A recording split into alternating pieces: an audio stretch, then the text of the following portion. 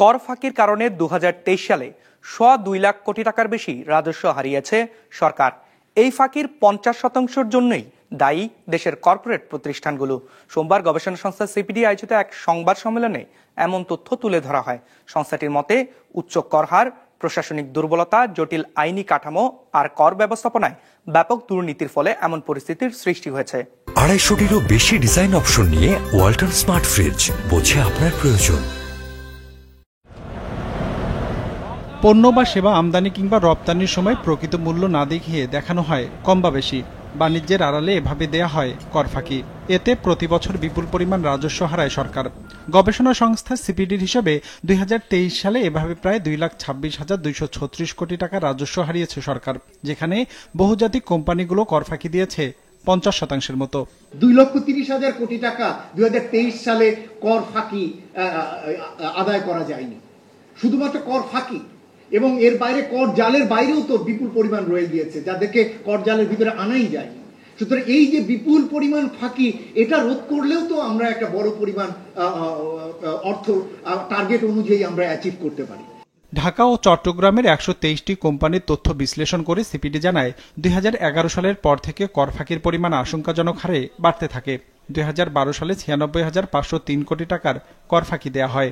3 বছরের ব্যবধানে যার পরিমাণ বেড়ে দাঁড়ায় 1,33,673 কোটিতে। সিপিডি বলছে, উচ্চ কর হার, দুর্বল নজরদারি, জটিল আইন কানুন ও কর ব্যবস্থাপনার দুর্নীতি এর মূল কারণ।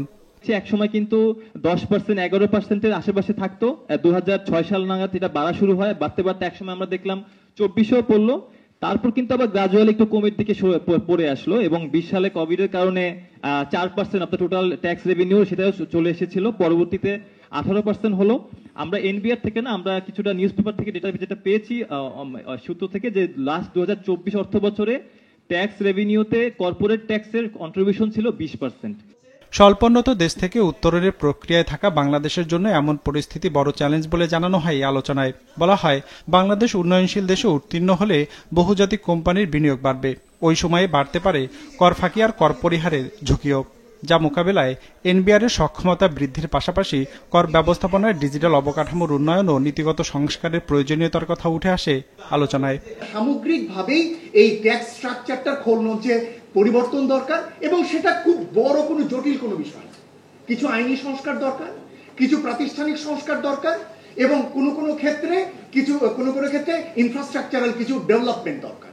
এই জিনিসগুলো যদি করা যায় তাহলে আমরা অন্তত কর কাঠামোর ক্ষেত্রে বা কর আদায়ের ক্ষেত্রে একটা উল্লেখযোগ্য অর্জনে যেতে পারবো।